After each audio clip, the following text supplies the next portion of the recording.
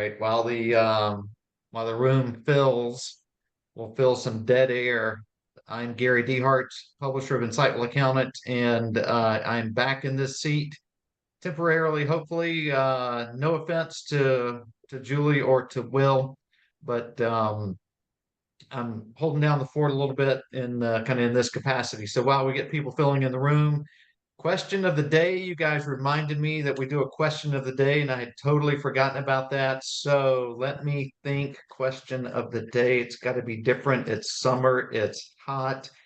It is. I always got to go back to food. What's the best summer food and beverage?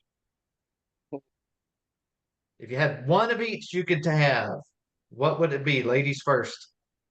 I think it's ice cream. So definitely mint chocolate chip ice cream is my go-to if I can when it's hot out. Drink, I really love ice water because it can be really cold in the summer and it feels good. I feel like in the winter, I do more of like a room temperature beverage. Gotcha. Okay. Will? Well, if we're going on the ice cream flavor route, black cherry is my go-to wherever I have that opportunity. And then you can't go wrong with a good Arnold Palmer. Mix up that iced tea and lemonade, and there we go. So All right.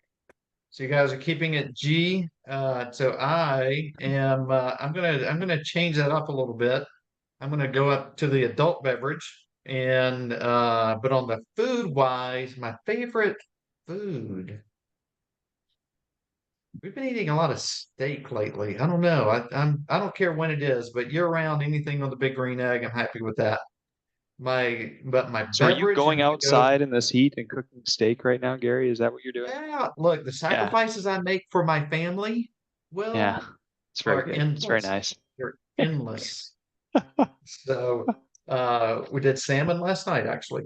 So, but the beverage, and we did the beverage last night too. There's a barbecue restaurant here. They don't serve it anymore, but the beverage is they call it a thoroughbred, and I don't know if it's their making or where it came from, but it's lemonade. Well, actually, first you take strawberry and mint, muddle it together, strawberry, lemonade, and then your bourbon of choice. It is quite refreshing. So there you go. So you learn a cocktail recipe too. So all right, well let's get this kicked off. We're not here to talk about cocktails, but it is summer and you guys have got about 30 minutes. So before I turn it over, let me try to share my screen real quick because I do want to shout out that we being Insightful Accountant, recently launched a premium content offering, and the premium content offering basically is a 9 training track. We'll just call it that. Has 9 training tracks. Let me see if I can share my screen. Will, this is going to take it away from you. And here we go. All right. You guys see my screen? Am I looking at do you see the one that shows like app comparison? Yeah. Yes. Okay, great. All right. So basically the program in short is called Be Insightful, playing along with our name. Each month we'll highlight 3 of these training tracks. And so there's a 1 hour CPE training session that's done, webinar done remote. Each one of these sessions then will have a 1 to 2 hour follow-up Q&A within a day or two. And then there's also some kind of handout, basically. The sessions are app comparison, niche growth, basically niche marketing for growth, tech stack assembly, migrations, and that's only a couple of times where we're looking at migrating from desktop to other options. We also are going to touch on back to desktop, but your tax practice in depth, your firm accelerated, which is a sales focused program, a human resources track, then a coach's corner, and then kind of practical automations, which is a really good, and you can find this at blog.insightfulaccountant.com. And again, the retail price $5.99 per year. Right now, through the end of this month, it's $3.99, and you get full access again to this as well as other content that we will be populating out on our website. Again, the transition there was our last session is, well, here we go, practical automations. This session here is about automation, so I will turn it back over to Will. I'm going to go dark. Will, I don't know. Let's see. I'm trying to. Can you grab the screen back, or do I have to? I got it. You got it? All I right, got it. great. All right, thank All you right. to both. I probably don't need to introduce you, or you can do your introduce yourselves. I'm going to go dark and get out of your way. All right. Thanks, Gary. Appreciate you sharing that about what's going on with Insightful Accountant. And here we are onboarding your automating process on. Wow, I can't even talk right now. Julie, automating your onboarding process. It would help if I said the words in the right order. Yeah, so I'm Will. I'm back again with Julie. That's me. That's Julie. If you've been here, you've seen us before. How's that for Will, an introduction, it's Julie? so great to have you back this time. I'm sure they were sick of listening to just me. So great to have you back. Or they enjoyed it, but we're not going to take the survey and find out. We're just going to assume the best. So yeah. When we're talking about man, I need to like restart or something. We're talking about automating your onboarding process today. And this is about client onboarding. Some people might look at that, I realize later, and think, oh, staff or client. Well, this is about the client onboarding process. And we're just going to break our conversation into 3 sections: why, how, and the result. So we'll spend a little time on both speed and consistency, the how. Julie, I'm going to lean into you on the how for some of the things that you guys have done at Harper Company and where you've been. And then we'll talk about what this means to the client experience as we round out today. If you guys have any questions, go ahead and throw it in the Q&A, throw it in the chat. We'll be monitoring those as we go. All right. So the first why, speed. Um, one of the things I think about is that I don't want my new client to be a new client more than one time. And there's nothing more frustrating in a consumer's journey, whether you're a business buyer or an individual buyer, to, you know what, let's go to the healthcare field, Julie. We'll tap on some of your prior life in the healthcare field. I'm sorry, but there's nothing more annoying than showing up to the doctor's office and being given those forms to fill out where it's all the same every time. And you're like, you already know me. Just because this is a different specialist within your same practice doesn't mean I should have to fill all this stuff out again. Why are you treating me like I'm new when I'm really not? And for me, you know, this speed element of, we can bring automation, we can bring speed. I like it new, but I want to feel like I'm at home with you. And speed helps us get there faster. Let me say 2 other things about speed. They're on the screen, so it won't be a big surprise. Speed is about fast, but it's also about correctly. And so I think with automation, we have the ability to have a greater level of accuracy as we drive through. And also that speed, I'm going to say, is about later, not just now. So if we do things quickly now and they get done, they don't get left and then get in the way for later. And so those are a couple things I think about when it comes to speed. Julie, what's your thought on speed of client onboarding?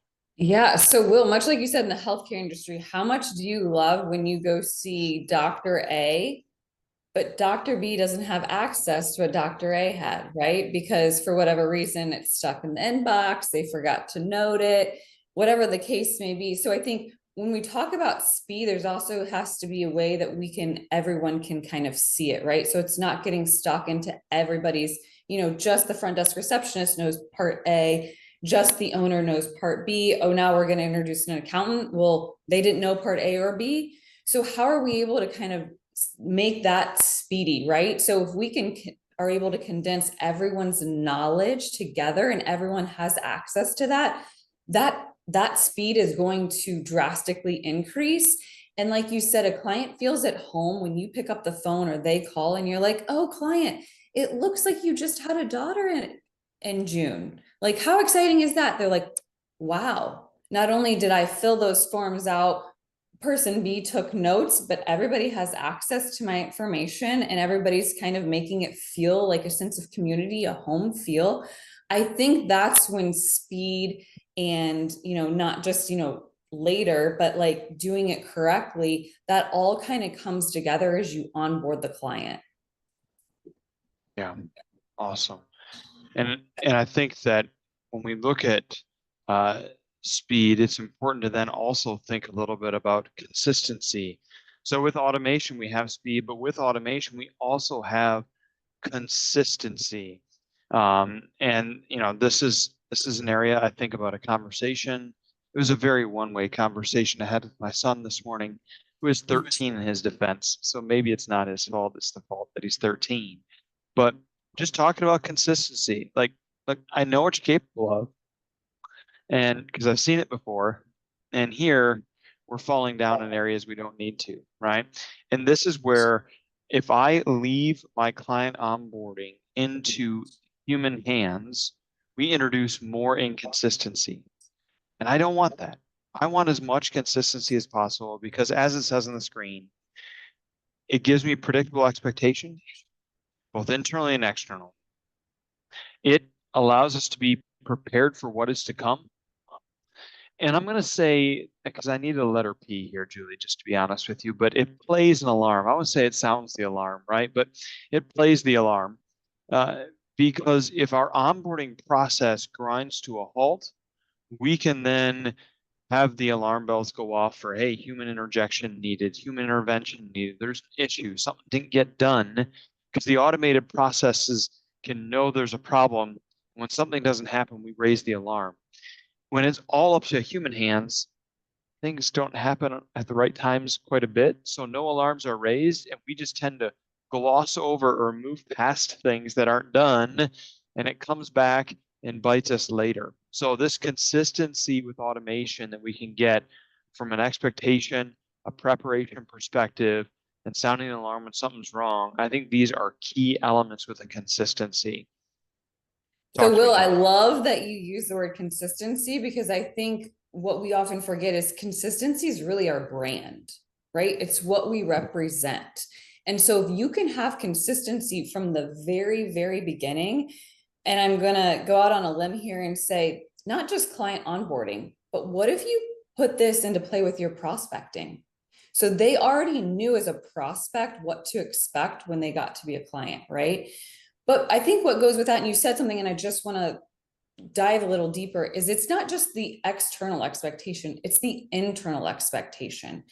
And so I think, oftentimes we go into firms and it's like, okay, I can put together the best process possible to do externally, but internally, if everybody understands exactly what those expectations are and they have been defined as to who is in charge of what and when, due to the automation, it creates speed, right? So we go back to speed, it creates transparency and it creates accountability, which is really what we're trying to do inside of our brand, right? And so I think that's really where it goes internally, as it will start to seep to the external, right? If you can provide that consistency. And just an example, we have automation down, pretty much down to a T internally for both prospects, our onboarding of new clients, and then inactive prospects, right? Because we want to keep that relationship. We want to make sure we're keeping track of all of that.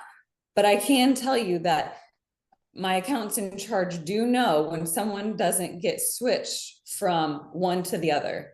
They will say, hey, I got this. And I know that that's not what's supposed to happen here, So those alarm bells start ringing out internally so that we can fix it most of the time before it becomes an external problem. So you're putting things in place, those alarm bells, so that we are prepared because they already know what to expect on the expectation end. And so a lot of times, we say it's not an error till it goes out the door. So we can usually stop some of those things because everybody knows exactly what's supposed to happen and on from what end, the timing standpoint, and also when we can expect, like we are constantly like hitting them for those follow-ups externally, right? Too. So I think consistency, I'm going all over the place here, but consistency also has, for external, they need those reminders. How many of us are like, you get those reminders and you're like, oh, got to sit down and do it. You may not do it the first time because you're not at a place where you can, but you happen to get that reminder that says, oh, hey, by the way, Will, you forgot to do your 40-page medical check-in for today, right? And you might just have the time and might be able to sit down and do that. And so being able to create the consistency that says a client can't go from one level to the next until certain things are completed, but that's also put back on the client, right? Setting that expectation so that they know, and they're getting those consistent reminders to let them know. And then having things put in place that says, oh, wait, this client signed their agreement and engagement letter, but they haven't gone past level 1. Alarm bell. Hey, front desk person, can you please call and follow up, because they haven't been able to do that. For us, we also have those automations sent to our internal employees that say, hey, wait, this person hasn't quite reached, whatever the case is. And so again, I think that consistency is internal and external, but they both play off each other and really help with those expectations. So, Will, sorry, I went off on a tangent, but I think it's so important. yeah, well, it feels on brand. So consistency, Julie. Got it. For those in the audience going, would you hurry up and tell us what to automate? We're getting there in the very next slide. The reason I wanted to start with these is that the next slide, which I'm going to advance to right now, and Julie's going to give us some tools and things that they've used at their firm, but it's going to be a change. It's going to be different, and you're going to have to actually work a little bit to make the automation happen. And we need to make sure you've got the right motivation, and hopefully speed and the consistency and those conversations are the right fuel to say, hey, I'm going to push through what could be a challenge sometimes in getting some of these automations to work. So talk us through a little bit, Julia, things you've done in terms of automating communications, maybe some of the tools, some of the situations, and then as well as the tools themselves, the onboarding and what you're using. How do you track progress? And then sprinkle in where you can, hey, automation doesn't equal impersonal. I think sometimes that's a mental we have to jump over. Yeah, no, and Will, that I think Glenn is the biggest person that would go back to that. So the fact that we've been able to overcome those obstacles, speaks volumes. But communication, I think it starts with your website. How are you collecting the data first time from that prospect, essentially, that's going to be a client? So do you have something that's automated that they can fill out, that you're collecting the correct information in order to make sure that they are the right client for your firm? And I think that's first. And that's, it's just a automated box on the website to fill out. I'm sure most of you already have them, but then it goes, okay, what's next? Well, now we need to collect the right information from them. So they go straight in from filling that out to being able to do an appointment on certain days. So Calendly is, a great source that you are able to kind of set when those appointments can be set and do it in some sort of automated portion of that. We've teamed up with Cajabra to be able to kind of use some of that texting and automations in order to make sure those are all set up all together. But then what they get is they get 3 emails once they've done the prospect fill out thing. And they get 3 emails that describe exactly what our firm is and how we do it. Inside of those 3 emails is text, but there's also videos, right? So that's where you can take that personal touch and you can put the owner, the partner, whomever you want to in front of the client for that personal touch, for them to give their own personal message of what is your firm? How do you help clients? Who's your target market? What do you do? What are your goals? And so they get 3 of those emails. So by the time they come in for their appointment, they're already educated on what our firm does and how we do it. So they come in then for their first appointment. We then, as soon as they're done with that appointment, they go in and they get 2 more emails, because now we're collecting the data that we need from them, right? And so in order to get a second appointment with us, in order to, get that engagement letter from us, they have to go through some steps, right? So we need some commitment from them up front to show that they are truly want to be a client of ours after we've done this. And I think that's really important, is to get commitment from both ends of that, because I'm sure by a show of hands, how many of you have done an engagement letter for a prospect and they don't even ever get back to you, right? So being able to really get some of that commitment, I think is important. And so we use Flodesk and Cajabra for a lot of our automated messages. So all you need is a name and email address in order to start some of these. You could take it Spell a step. Cajabra for us, Julie. Cajabra. Check me on that. Cajabra. Okay. All right. And gosh, you lost my whole train of thought. Right on brand, Will, right? Yeah. So then from there, they're able to they give the information that we request, and then they're able to get their second appointment to get that engagement letter to really describe what we're doing. So they come in or do Zoom. Those engagement letters are sent out automatically to request signature, and they have a 7-day window to sign that before it becomes invalid. And they get email reminders automated every 24 hours until they sign that. And then after 7 days, it does give another notification internally that says, hey, this person hasn't signed it. It's now time that we, call them. We do have that personal touch of, hey, what's going on? What did you not like? Where are we at? Have you just been busy? Are you on vacation? Whatever the case may be. And then from there, the whole onboarding is completely, as is automated. We use Flodesk. So then they get an email with a video of me and just laying out the expectations and timeline of when they can expect everything.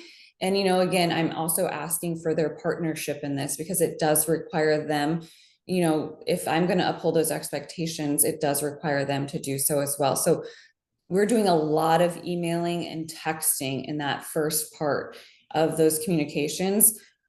90% is automated unless for whatever reason that client doesn't do what's expected of them. And then someone does pick up the phone and call. But it's set, I think that has really helped us streamlined it, because I think what happens is you forget you had that meeting with that client. You forget you're going to follow up with that meeting. We use practice, tracking. I know, Will, we talked about, we use practice to track where we are with those prospects and clients.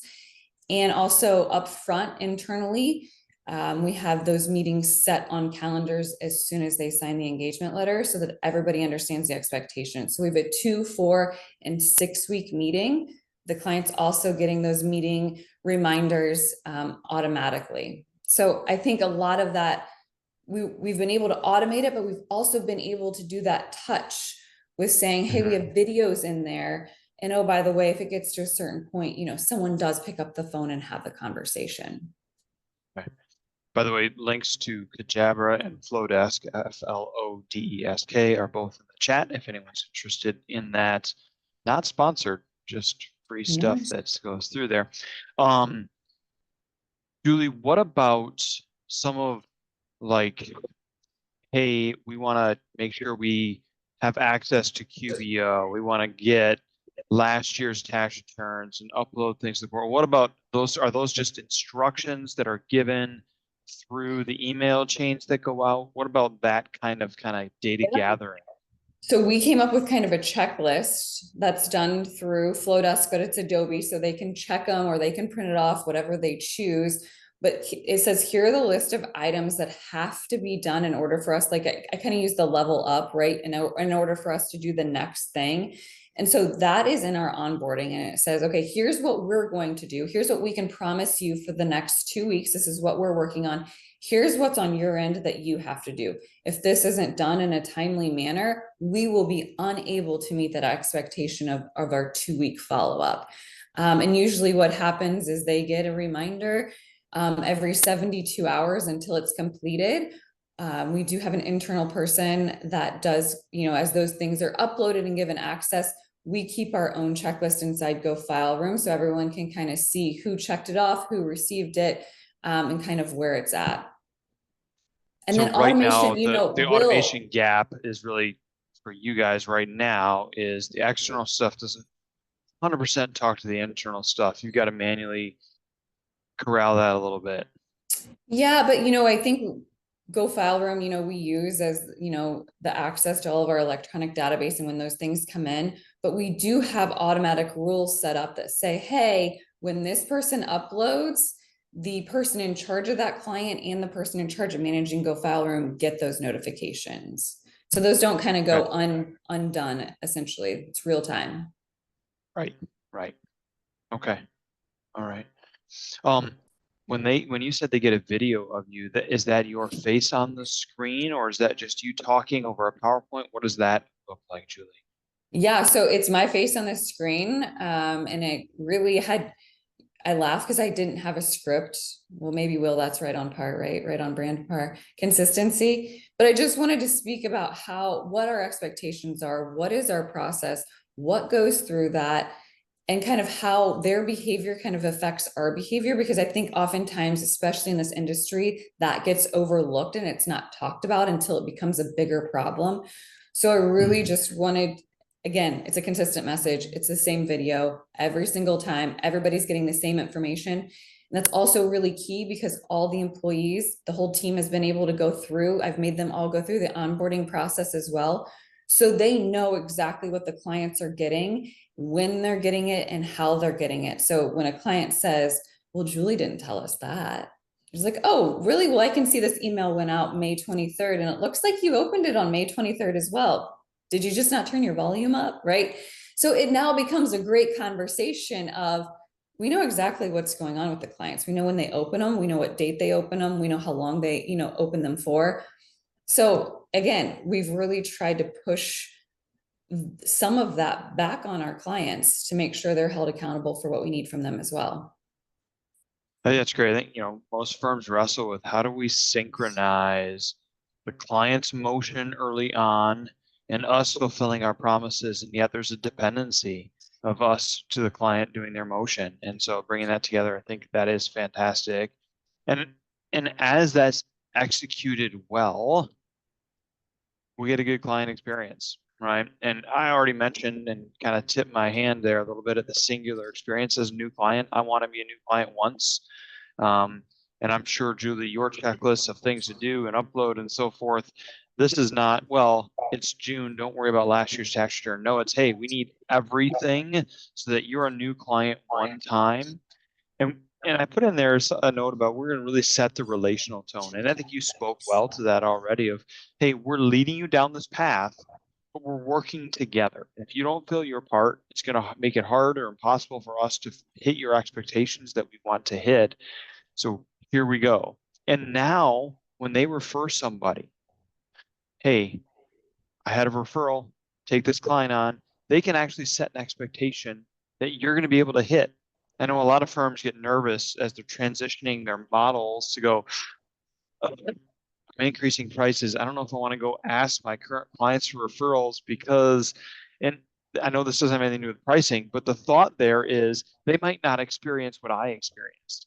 But when you've automated your client onboarding experience, you really have the ability to trust that referral expectation is going to be set well for them.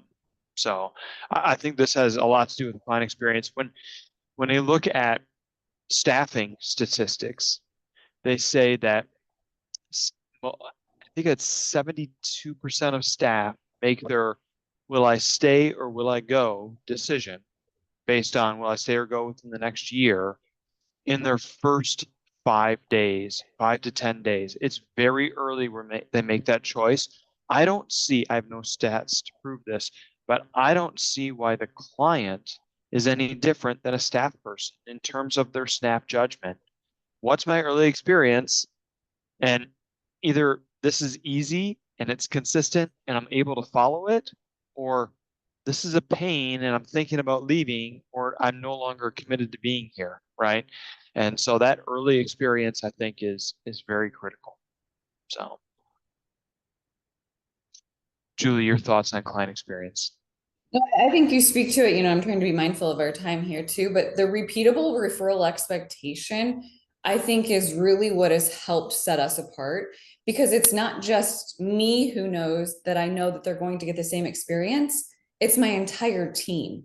And I think that speaks volumes, because sometimes your team's like, oh, but this person came in and they were an exception, or they went this way, or they only wanted this. Yeah. They know that everybody is going through the exact same way. And I think that really takes some of that stress out of, the referrals and knowing exactly what's going to expect, because as soon as one of their clients says, hey, I have someone for you, they say, oh, that they don't take it on themselves, right? Oh, that's great. We have a process for that and a contact person. Here's where they need to go. Yeah. And if you're a multi-partner firm, you're a two-partner firm or something going, how do we bring this together? This is a great way to do that and start to harmonize some of that onboarding. So start with expectation settings, automate what you can, build the other stuff later. Don't underestimate the value of automating pieces, even if it's not the whole thing. And remember that early experience is remembered by your clients. So, Julie, thanks for taking time with me again. It's always fun to chat. I hope our audience enjoyed the conversation today. And Gary, we'll let you wrap us up as you need. All right, trying to turn my video on. I'm out of practice here. I don't know why it won't. It's not automated. That's the problem. You It's look not great in Exactly. black. It's bizarre. I don't know. Some reason the button's not working. So I will just do it from without the video. Oh, hey, here we go. How's that? Sometimes automation's a little slow. Which actually that is my one question for both of you. The challenge, I think practitioners, anybody listening here, they know they need to automate, right? Something, some parts of the business. What do you find is the number one, like what's holding people back from going down this road of automation in their practice? I mean, I think change is tough, right? And it's just, we've talked about this before, but you just have to start with one small thing. And like we mentioned, Will and I mentioned a lot of items. Take one and own it and say, we're going to do this in the next 4 weeks. Empower someone. If you're the firm owner, it's not you. Be around it, but empower someone else to kind of take the reins and own it. Just hold them accountable. And I think if you can do one small, set it, we're going to do this in 4 weeks, we're going to do this in 4 weeks. I think onboarding is or prospecting is one of the easiest ones to do, because you have so many of the admin staff involved in it and they want the automation, the consistency, and they're kind of willing to kind of put forth that extra effort to get it over that hump, I think. Will, what do you think? Yeah, I would just say usually it's fear. Fear of I'm not going to do it right, fear of I don't have it all down, fear of I don't have time and I'm going to have to learn everything. And we just start telling ourselves stories, unfortunately. And it's a natural human reaction. We tell ourselves stories to make it bigger than it needs to be, and then we make no progress. And we get frustrated. Sometimes we feel bad about ourselves because we haven't made the progress. And we just turn that into a self-fulfilling prophecy of, I haven't done it. I'm ashamed of it. I don't want to face it. And so I'm going to continue to bury my head in the sand. And again, it's sometimes a natural human reaction. But you got to break the cycle. You got to go do one thing and just have that courage. And Will, I think you can speak and can attest to this. I'm speaking to you and we have great systems and processes and automations, but Will, where did I start at? And how many times did I have to fail and pivot because my idea wasn't the best idea the first time go around, or I couldn't get it off the ground, or I couldn't gain momentum. But I think we don't fail, we just pivot. And I think that's really important. If you actually quit, then you do fail. But I don't think anyone on this call is going to fail, right? So you may not have the best idea the first go around. That's perfectly fine. Keep going. Yeah, absolutely. Yeah. Yeah, I like both of those. And I think too, go into it slowly. And by slowly, I mean, a lot of times because we're in the middle of onboarding HubSpot, and we've been onboarding HubSpot now for a very long time. And, it's like you do one thing and then that that has this ripple effect, right? Well, okay, well, we're going to set up an automation, and you were talking about automations and this happens, then these four things. Well, each of those four things have to be written, right? Somebody has to write it, and it has to be well thought out. But I think if you can go small chunks, small bites, like you said, Julie, hey, we're just going to do this one thing. We can do this one thing over 4 weeks, get it done right, and then we'll do the next thing. And I think that's fantastic advice there. So thank you both. Appreciate your time. And truly appreciate your time that you guys do this, commit time every month for doing this for the profession. Thank you both so much, and I look forward to seeing you soon.